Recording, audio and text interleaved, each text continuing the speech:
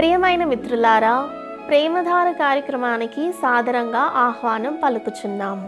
దేవుని మహాకృపను బట్టి మీరందరూ క్షేమంగా ఉన్నారని భావిస్తున్నాము.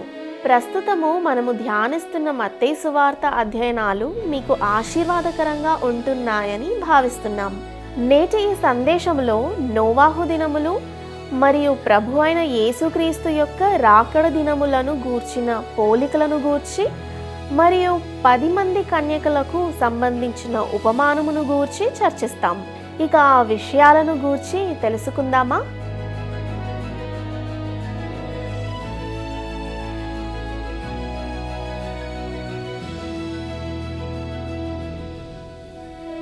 ప్రియులారా, ఈనాటి మన పాఠంలో మనము మత్తయి సువార్త 24వ అధ్యాయము 37 నుండి 25వ అధ్యాయము 30వ వచనం వరకు ధ్యానించుకోబోతున్నాం. ఇక ముందుగా మత్తయి సువార్త 24వ అధ్యాయము 37వ వచనంతో మన వాక్య అధ్యయనాన్ని ప్రారంభించుకుందాం. నోవహు దినములు ఎలాగుండెనో మనుష్య కుమారుని రాకడయును అలాగే ఉండును. నోవహు దినాల వలె ఉండే ఒక దినాన క్రీస్తు వస్తాడు. ఇక 38, 39 వచనాలను మనం గమనిద్దాం. జల ప్రళయమునకు ముందటి దినములలో నోవహు ఓడలోనికి వెళ్ళిన దినం వరకు వారు తినుచు త్రాగుచు పెండ్లి చేసుకొనుచు పెండ్లికిచ్చుచు నుండి జల ప్రళయము వచ్చి అందరినీ కొట్టుకొని పోవు వరకు ఎరుగకపోయిరి. అలాగుననే మనుష్య కుమారుని రాకడ ఉండును. నోవహు దినాలు తీవ్రమైన అనైతికతతో నిండి ఉండేవి. ఆదికాండము 6వ అధ్యాయము 5వ వచనంలో ఈ విధంగా చెప్పబడింది. నరుల చెడుతనము భూమి మీద గొప్పదనియు వారి హృదయము యొక్క తలంపులలోని ఊహ అంతయు ఎల్లప్పుడూ కేవలము చెడ్డది. అయితే మన ప్రభువు తన రాకడ కూడా నోవహు దినాల వంటి దినాల వలెనే ఉంటుందని చెబుతూ ఆ ప్రజలు కేవలము తింటూ త్రాగుతూ గడిపేవారని మాత్రమే ప్రస్తావించాడు. అసలు తినడంలోనూ త్రాగడంలోనూ ఏదైనా తప్పు ఉందా అంటే లేదు. మొదటి కొరింథీ పత్రిక 10వ అధ్యాయము 31వ వచనంలో మనము ఏది చేసినా అనగా అది తినడం కావచ్చు, త్రాగడం కావచ్చు, లేదా మరేదైనా కావచ్చు, వాటన్నింటినీ దేవుని మహిమార్థమే చేయాలని మనకు బోధించబడింది. అయినప్పటికీ నోవహు దినాల్లోని ప్రజలు దేవుని మహిమార్థం తింటూ త్రాగుతూ గడపలేదు. వాస్తవానికి అసలు దేవుడు లేనట్లే వారు జీవించారు. ఒకసారి ఒక చిన్న పిల్లవాడు తన జీవితంలో మొదటిసారి తన పొరుగింటి వారి చేత భోజనానికి ఆహ్వానించబడ్డాడు. అతడు ప్రక్క ఇంటికి మాత్రమే వెళుచున్నాడు, కానీ అది అతనికి ఒక గొప్ప విషయంగా ఉండింది. కాబట్టి వెళ్ళే సమయం వచ్చినప్పుడు అతడు నేరుగా ప్రక్క ఇంటికి వెళ్ళాడు. వారు భోజనపు బల్ల వద్ద కూర్చున్నప్పుడు ఆ పిల్లవాడు క్రైస్తవ కుటుంబం నుండి వచ్చినందున తల వంచి అక్కడున్న భోజనంను బట్టి దేవునికి కృతజ్ఞతలు తెలియజేశాడు. అకస్మాత్తుగా అతడు తల వంచుకున్న ఏకైక వ్యక్తి తానేనని మరియు మిగిలిన వారు ఆహారాన్ని ఇటు అటు తీసుకోవడాన్ని అతడు గ్రహించాడు.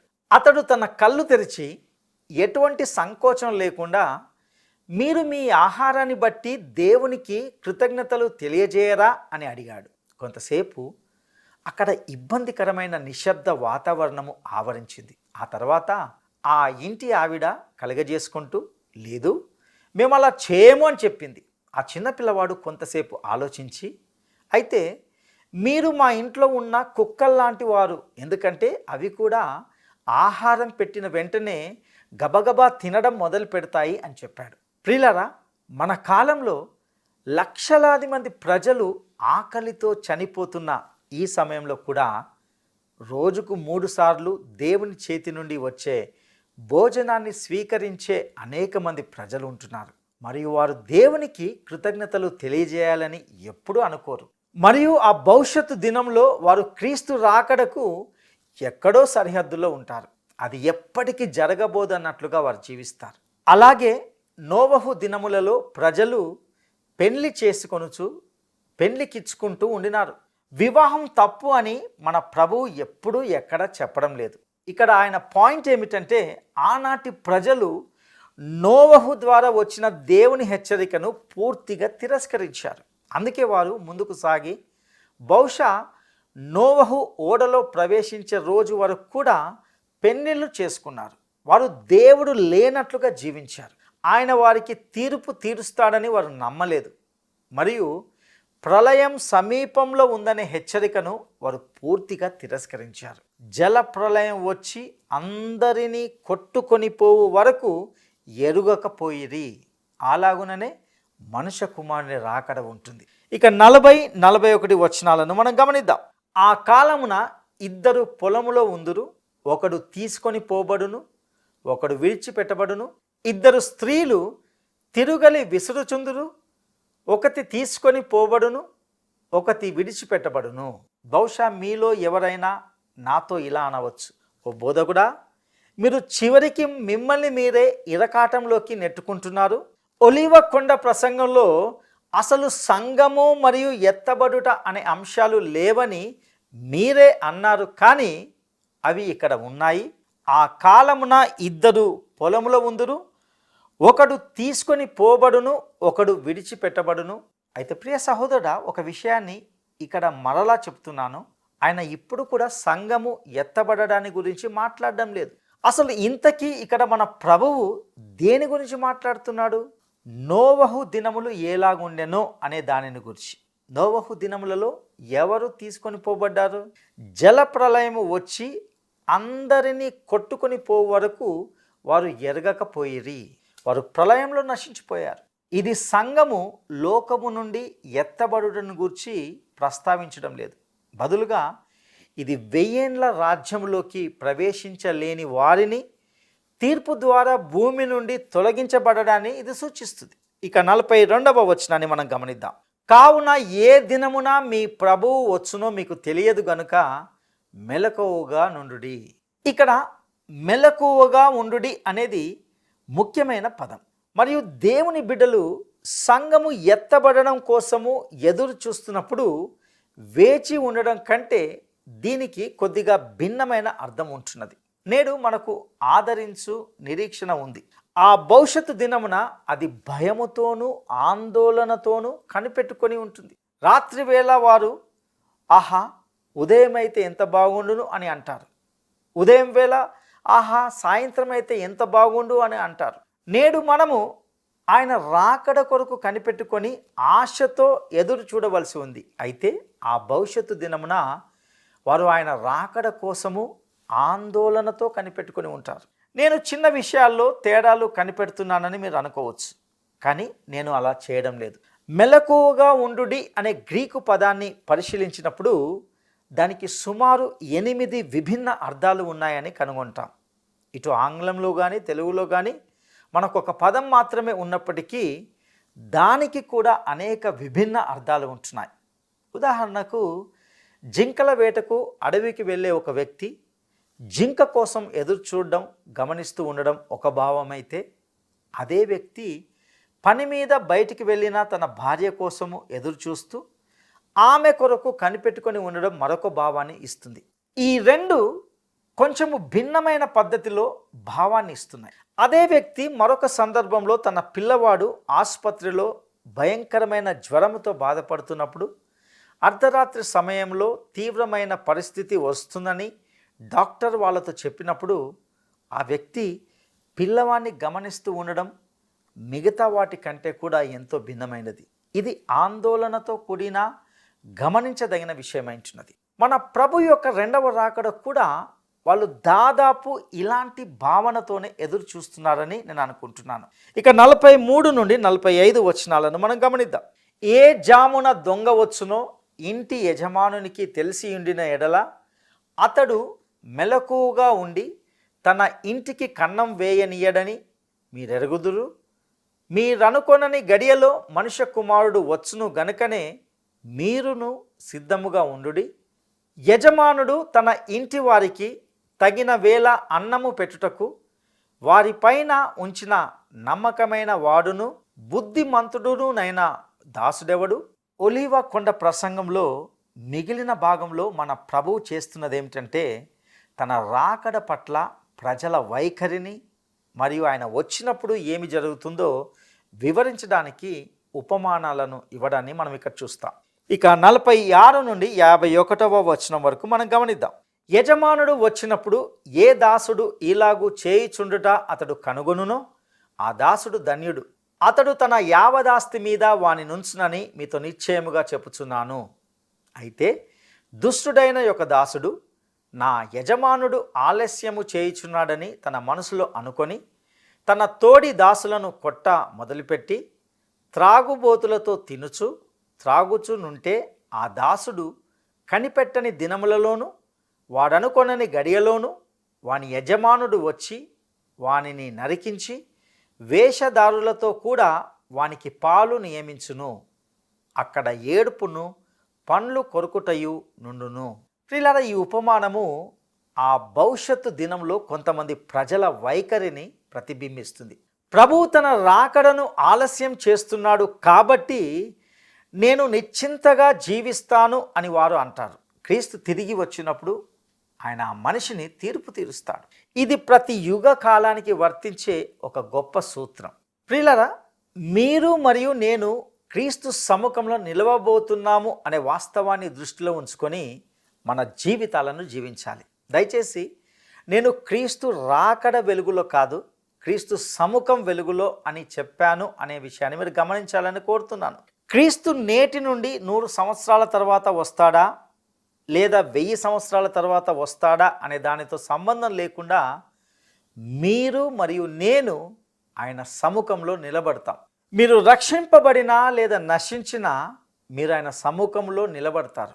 మీరు రక్షింపబడినట్లయితే మీరు బహుమానం పొందుతారో లేదో చూడడానికి మీరు మీ జీవితానికి ఆయనకు లెక్క చెప్పవలసి ఉంటుంది. మీరు నశించినట్లయితే తీర్పు పొందడానికి మీరు అక్కడ నిలబడతారు. అందువలన ప్రతి వ్యక్తి తాను ప్రభు సముఖంలో నిలబడబోతున్నాడు అనే వాస్తవాన్ని దృష్టిలో ఉంచుకొని తన జీవితాన్ని జీవించాలి. ఒలీవ ప్రసంగంలోని గొప్ప ప్రాధాన్యత ఇదే. అందువలన ఇందలి వ్యాఖ్యానము ప్రత్యేకంగా క్రీస్తు రాజుగా తిరిగి వచ్చే సమయంలో జీవించే ప్రజల కొరకు ఉన్నప్పటికీ ఇది మనము కూడా అన్వయించుకోదగింది. ఒలీవ ప్రసంగం యొక్క పట్టికను మనం గమనిద్దాం. ఇప్పుడు మనము 25వ అధ్యాయంలోకి వస్తున్నాం. ఈ అధ్యాయము మత్తయి సువార్త 24వ అధ్యాయము 3వ వచనంలో నీ రాకడకు సూచన ఏమిటి అనే ప్రశ్నకు యేసు ఇచ్చిన సమాధానాన్ని విస్తరింపజేస్తుంది. ఇక్కడ ఉన్న 10 మంది కన్యకల ఉపమానము ఇశ్రాయేలు యొక్క విశ్వాసములోని యథార్థతను పరీక్షిస్తుంది. తలాంతుల ఉపమానము ఆయన సేవకుల నమ్మకత్వాన్ని పరీక్షిస్తుంది. మరియు అన్యజనుల తీర్పు ఇది రాజ్యంలోకి ప్రవేశించే వారి హక్కును పరీక్షిస్తుంది. ఈ అధ్యాయము క్రీస్తు రాకడ యొక్క ప్రాముఖ్యతను ఆనాడు లోకంలో ఉండబోవు ఈ సమూహాలకు సంబంధించినదిగా చూపిస్తుంది. ప్రతి సమూహం యొక్క సమీక్షాత్మక విశ్లేషణ అది యేసుక్రీస్తు పట్ల వ్యక్తిగత వైఖరికి మరియు సంబంధానికి సంగ్రహించబడుతుందని వెల్లడిస్తుంది. ప్రియులారా, పాక్షికంగా ఎత్తబడుట అనగా పార్షియల్ ర్యాప్చర్ అని పిలువబడే సిద్ధాంతాన్ని విశ్వసించే వారికి, అంటే ఈ లోకము నుండి కేవలము కొందరు మాత్రమే కొనిపోబడతారని నమ్మేవారికి ఈ 10 మంది కన్యకల ఉపమానము ఆధారంగా నిలుస్తుంది. ఈ పాక్షికంగా ఎత్తబడుట అనే ఈ సమూహము అత్యంత ఉత్తములైన వ్యక్తులతో కూడినదిగా భావించుకుంటున్నప్పటికీ ఒక్క విషయాన్ని మనము ఖచ్చితంగా గుర్తించాలి. అదేమిటంటే సంఘము ఎత్తబడుట అనేది జరిగినప్పుడు ప్రతి విశ్వాసి కొనుపోబడతాడు. ఈ సత్యాన్ని బట్టి నేను దేవునికి కృతజ్ఞతలు తెలియజేస్తున్నాను. మనము సామర్థ్యాల ప్రాతిపదికన వెళ్ళడం లేదు. మనమందరము దేవుని కృప వలన కొనుపోబడతాం. ఆయన కృప ద్వారా మనలను రక్షిస్తాడు. ఆయన కృప ద్వారానే మనలను కాపాడుకుంటాడు. ఆయన కృప ద్వారానే ఈ ప్రపంచం నుండి మనలను కొనిపోతాడు. మరియు మనము అక్కడ 10 లక్షల సంవత్సరాలు ఉన్నప్పటికీ అది కూడా దేవుని యొక్క కృప వలననే జరుగుతుంది. ప్రియులారా, ఇక్కడ 10 మంది కన్యకలు సంఘాన్ని సూచించరు, వారు ఇశ్రాయేలు జనాంగాన్ని సూచిస్తారు. నా ప్రియ స్నేహితుడా, తన శిష్యులైన ఈ వ్యక్తుల ప్రశ్నలకు మన ప్రభువు సమాధానం ఇవ్వడానికి మనం అనుమతించాలి. వారు ఆయనను ప్రశ్నలు అడిగారు. ఒకవేళ ఆయన మాకు పూర్తిగా భిన్నమైన దాని గురించి మాట్లాడుతున్నాడని నిరూపించడానికి ప్రయత్నిస్తే అది మనము ఆయనకు అడ్డు చెప్పినట్లుగా ఉంటుంది. ఆయన మరొకరితో మాట్లాడుతున్నప్పటికీ ఈ అద్భుతమైన ఉపమానాలను మన స్వంత జీవితాలకు అన్వయించుకోగలమని తెలుసుకుంటూ మనము దీన్ని జాగ్రత్తగా వినాలి. ఇక 10 మంది కన్యకల ఉపమానాన్ని గమనిద్దాం. మత్తయి సువార్త 25వ అధ్యాయము 1వ వచనం. పరలోక రాజ్యము తమ దివిటీలు పట్టుకొని పెండ్లి కుమారుణ్ణి ఎదుర్కొనుటకు బయలుదేరిన 10 మంది కన్యకలను పోలియున్నది. ప్రియులారా, క్రొత్త నిబంధన కాలములో ఇశ్రాయేలులోని ఆచారాలను బాగా అర్థం చేసుకోవడానికి మనము పెషిట్టాను సూచిస్తాం. పెషిట్టా అనేది ఇది బైబిల్ యొక్క సిరియక్ వర్షన్ అని పిలుస్తాం. ఇది సిఫార్సు చేయదగిన లేఖనం కానప్పటికీ ఇది ఆనాటి కొన్ని ఆచారాల మీద కొంత వెలుగు ప్రకాశింపజేస్తుంది. మన ముందున్న వచనం యొక్క పెషిట్టా అనువాదంలో కన్యకులు పెండ్లి కుమారుణ్ణి మరియు పెళ్లి కుమార్తెను ఎదుర్కొనడానికి వెళ్ళారని సూచిస్తుంది. దీని అర్థము పెండ్లి కుమారుడు వివాహం నుండి వివాహ విందుకు వస్తున్నాడు. క్రీస్తు మరియు సంఘం యొక్క వివాహము పరలోకంలో జరిగినప్పటికీ వివాహ విందు ఈ భూమిపై జరుగుతుందని నా అర్థం. లూకా సువార్తలోని ఒక భాగము దీనిని ధృవీకరిస్తుంది. ప్రభు హెచ్చరికలు మరియు ఉపమానాలు ఇస్తున్నప్పుడు ఆయన లూకా సువార్త 12వ అధ్యాయము 35, 36 వచనాల్లో ఇలా చెప్పాడు. మీ నడుములు కట్టుకొనియుండుడి, మీ దీపములు వెలుగుచుండనీయుడి. తమ ప్రభువు పెండ్లి విందు నుండి వచ్చి తట్టగానే అతనికి తలుపు తీయుటకు అతడెప్పుడు వచ్చునో అని అతని కొరకు ఎదురు చూచు మనుషుల వలె ఉండుడి. మీరు చూడండి, వివాహం జరిగింది మరియు పెండ్లి కుమార్తె అతనితో ఉంది. స్పష్టంగా అతడు వివాహం నుండి వస్తున్నట్లయితే పెండ్లి కుమార్తె అతనితో ఉంది. ఒక వ్యక్తి ఎప్పుడు తను ఒంటరిగా హనీమూన్కి వెళ్ళడు. అలా అతడు వెళ్ళినట్లయితే అది హనీమూన్ కాదు. కాబట్టి ఇక్కడ 10 మంది కన్యకల ఉపమానంలో పెండ్లి కుమారునిగా చిత్రీకరించబడిన క్రీస్తు పెండ్లి కుమార్తెను తనతో పాటు తీసుకొని వస్తున్నాడు. భూమిపై ఉన్న విశ్వాసులు ఆయన రాక కోసం వేచి ఉన్నారు. మహాశ్రమ భూమిపై జరుగుతున్నప్పుడు క్రీస్తు తన పెండ్లి కుమార్తెతో అనగా సంఘముతో అటు మధ్య ఆకాశంలో ఉన్నాడు. అప్పుడు 7 సంవత్సరాల శ్రమ ముగింపులో ఆయన సంఘముతో సహా భూమికి తిరిగి వస్తాడు. ఆయన రాకడ పట్ల భూమిపై ఉన్నవారి వైఖరి 25వ అధ్యాయము 2 నుండి 4 వచనాల్లో మనం గమనిస్తాం. వీరిలో 5 బుద్ధి లేనివారు, 5 బుద్ధిగలవారు. బుద్ధి లేనివారు తమ దివిటీలు పట్టుకొని తమతో కూడా నూనె తీసుకొని పోలేదు. బుద్ధిగలవారు తమ దివిటీలతో కూడా సిద్ధలలో నూనె తీసుకొని పోయిరి. నూనె దేవుని ఆత్మకు సంకేతం. ఆ రోజున ఆయన మొదటి రాకడలో ఉన్నట్లుగానే మోసగాళ్ళు ఉంటారని నేను భావిస్తున్నాను. యేసు వారిని వేషధారులు అని పిలిచాడు. వారి వద్ద దీపాలు ఉంటాయి కానీ నూనె ఉండదు. ఇక 5 నుండి 7 వచనాల వరకు మనం గమనిద్దాం. పెండ్లి కుమారుడు ఆలస్యం చేయగా వారందరూ కునికి నిద్రించుచుండిరి. అర్ధరాత్రి వేళ ఇదిగో పెండ్లి కుమారుడు, అతన్ని ఎదుర్కొన రండి అను కేక వినబడెను. అప్పుడు ఆ కన్యకలందరూ లేచి తమ దివిటీలను చక్కపరిచిరి. కానీ ప్రియులారా, ఇక్కడ బుద్ధిగల కన్యకలు మరియు బుద్ధి లేని కన్యకలు ఇద్దరు నిద్రించారని గమనించాలి. వారిలో తేడా ఏమిటంటే కొందరిలో నూనెగా సూచించబడిన పరిశుద్ధాత్ముడు ఉన్నాడు మరియు కొందరిలో లేడు. ఎందుకంటే వారు నిజమైన విశ్వాసులు కాదు. మన ప్రభువు ఈ ఉపమానాన్ని ఒక హెచ్చరికతో ముగించాడు. 25వ అధ్యాయము 13వ వచనాన్ని మనం గమనిద్దాం. ఆ దినమైనను గడియ అయినను మీకు తెలియదు గనుక మెలకువగా ఉండుడి. మన దృక్కోణం నుండి ఇది శతాబ్దం లేదా సంవత్సరం కాదు, దినమైనను గడియ అయినను అని మనం గమనించాలి. ఈ భవిష్యత్ కాలంలో ఆయనకు చెందిన వారి వైఖరి కనిపెట్టుకొని ఉండడమే వారు చేయవలసిన ముఖ్యమైన పని. అదే. ఇక తలాంతుల ఉపమానాన్ని గురించి మనం గమనిద్దాం. ఇది మన ప్రభువు భూమికి తిరిగి రాబోతున్నప్పుడు వేచి ఉండబోయే ఆ భవిష్యత్తు తరం కోసము మరొక ఉపమానం అని మనం గ్రహించాలి. మత్తయి సువార్త 25వ అధ్యాయము 14, 15 వచనాలు. పరలోక రాజ్యము ఒక మనుషుడు దేశాంతరమునకు ప్రయాణమై తన దాసులను పిలిచి తన ఆస్తిని వారికి అప్పగించినట్లుండును. అతడు ఒకనికి 5 తలాంతులను, ఒకనికి 2, ఒకనికి 1, ఎవని సామర్థ్యము చొప్పున వానికిచ్చి వెంటనే దేశాంతరము పోయెను. యజమానుడు తన సేవకులకు వారి వ్యక్తిగత సామర్థ్యాలకు అనుగుణంగా బాధ్యతలను అప్పగించాడని మనం ఇక్కడ గమనించాలి. ఇక 16, 17 వచనాలను మనం గమనిద్దాం. 5 తలాంతులు తీసుకొనిన వాడు వెళ్ళి వాటితో వ్యాపారం చేసి మరి 5 తలాంతులు సంపాదించెను. అలాగుననే 2 తీసుకొనినవాడు మరి 2 సంపాదించెను. ఇక్కడ తలాంతులు లేదా టాలెంట్స్ అనేవి వాస్తవానికి డబ్బు లేదా ధనరాశులని మనం గమనించాలి. సంగీత నైపుణ్యం వంటి వ్యక్తిగత సహజ సామర్థ్యాలను అవి మనకు సూచించట్లేదు.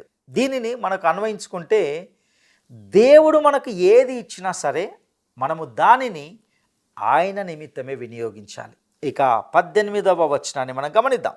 అయితే 1 తలాంతు తీసుకొనిన వాడు వెళ్ళి భూమి త్రవ్వి తన యజమానుని సొమ్ము దాచిపెట్టెను. ప్రియులారా, ఇక్కడ అందరికీ ఒక నిర్దిష్ట మొత్తంలో డబ్బు ఇవ్వబడింది మరియు దానిని లాభదాయకంగా ఉపయోగించుకోమని చెప్పబడింది. కానీ ఒకడు తనకు ఇవ్వబడిన తలాంతును పాతిపెట్టాడు. అతడు తన యజమానునికి నమ్మకమైన వాడు కాదు. మత్తయి సువార్త 25వ అధ్యాయము 19 నుండి 25వ వచనం వరకు గమనిద్దాం. బహుకాలమైన తర్వాత ఆ దాసుల యజమానుడు వచ్చి వారి యొద్ద లెక్క చూచుకొనెను.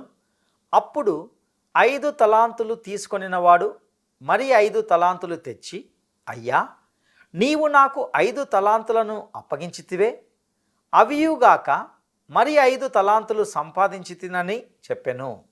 అతని యజమానుడు, భలా నమ్మకమైన మంచి దాసుడా, నీవు ఈ కొంచెములో నమ్మకముగా ఉంటివి, నిన్ను అనేకమైన వాటి మీద నియమించదను, నీ యజమానుని సంతోషములో పాలు పొందుమని అతనితో చెప్పెను. అలాగే 2 తలాంతులు తీసుకొనిన వాడు వచ్చి, అయ్యా, నీవు నాకు 2 తలాంతులను అప్పగించితివే, అవియుగాక మరి 2 తలాంతులు సంపాదించితినని చెప్పెను. అతని యజమానుడు, భలా నమ్మకమైన మంచిదాసుడా, నీవు ఈ కొంచెములో నమ్మకంగా ఉంటివి, నిన్ను అనేకమైన వాటి మీద నియమించదను, నీ యజమానుని సంతోషములో పాలు పొందుమని అతనితో చెప్పెను. తరువాత 1 తలాంతు తీసుకొనిన వాడు వచ్చి, అయ్యా, నీవు విత్తని చోట కోయివాడవును, చల్లని చోట పంట కూర్చుకొని వాడవునైనా కఠినుడవని నేను ఎరుగుదును గనుక నేను భయపడి వెళ్ళి నీ తలాంతును భూమిలో దాచిపెట్టి తిని, ఇదిగో నీది నీవు తీసుకొనమని చెప్పాను. ఇక అతని యజమానుని ప్రతిస్పందనను 26 నుండి 30 వచనాలు మనం గమనిద్దాం. అందుకు అతని యజమానుడు వానిని చూచి, సోమరివైన చెడ్డదాసుడా, నేను విత్తని చోట కోయివాడను, చల్లని చోట పంట కూర్చుకొని వాడనని నీవు ఎరుగుదువా? అట్లయితే నీవు నా సొమ్ము సాహుకారుల యొద్ద ఉంచవలసి ఉండెను, నేను వచ్చి వడ్డీతో కూడా నా సొమ్ము తీసుకొని ఉందునే అని చెప్పి ఆ తలాంతును వాని యొద్ద నుండి తీసివేసి 10 తలాంతులు గలవానికి ఇయ్యుడి, కలిగిన ప్రతి వానికి ఇయ్యబడును, అతనికి సమృద్ధి కలుగును, లేని వాని యొద్ద నుండి వానికి కలిగినదియు తీసివేయబడును. మరియు పనికి మాలిన ఆ దాసుని వెలుపటి చీకటిలోనికి త్రోసివేయుడి, అక్కడ ఏడుపును పండ్లు కొరుకుటయు ఉండుననెను. ప్రియులరా, ఈ ఉపమానంలో మనకు ఒక గొప్ప సూత్రం ఉంది.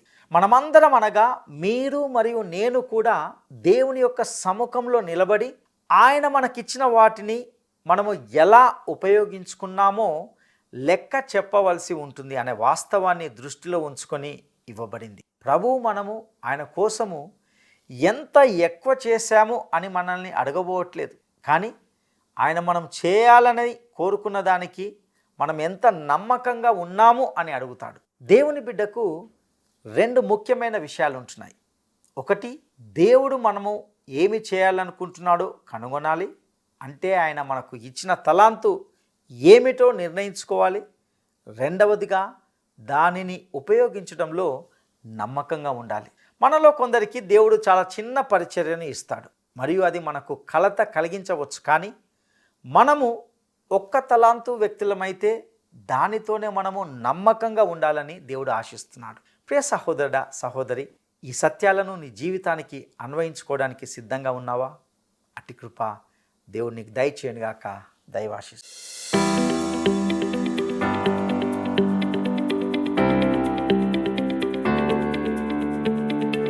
పది మంది కన్యకల ఉపమానంలో కన్యకలు ఎవరిని సూచిస్తారు?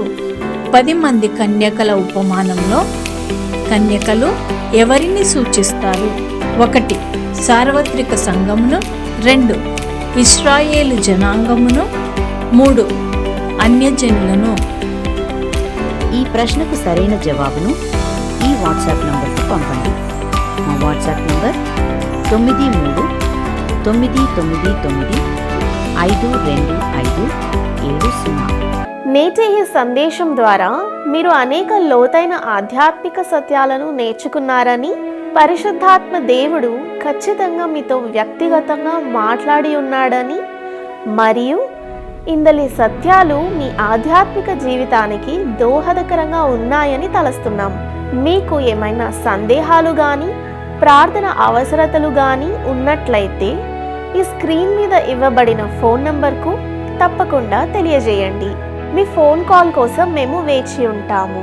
ఈ కార్యక్రమాలను మీరు యూట్యూబ్ ద్వారా కూడా వీక్షించవచ్చు. మేము మీ కొరకు, మీ కుటుంబాల కొరకు ప్రార్థిస్తాము. దేవుడు మీకు తోడైయుండునుగాక.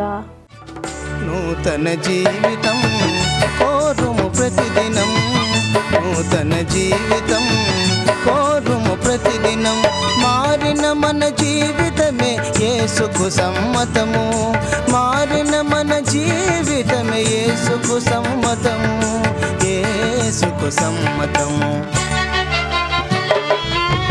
నూతన జీవితం కోరుము ప్రతిదినం, నూతన జీవితం కోరుము ప్రతిదినం.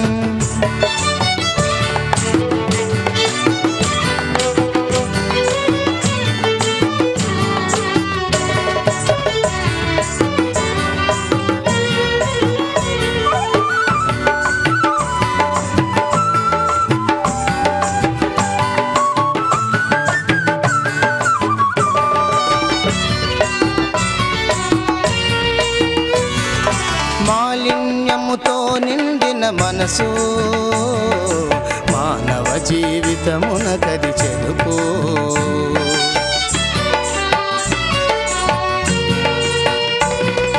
మాలిన్యముతో నిండిన మనసు మానవ జీవితమునకది చెరుపు.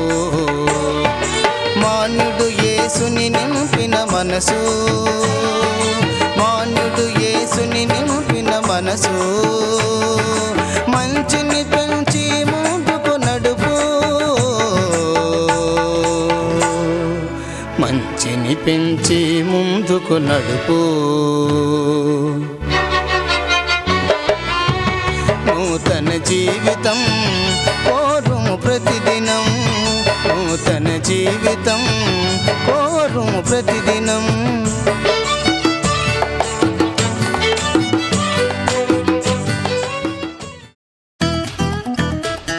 ఈ కార్యక్రమం మీకు నచ్చిందా? అయితే వెంటనే మిస్డ్ కాల్ ఇవ్వండి.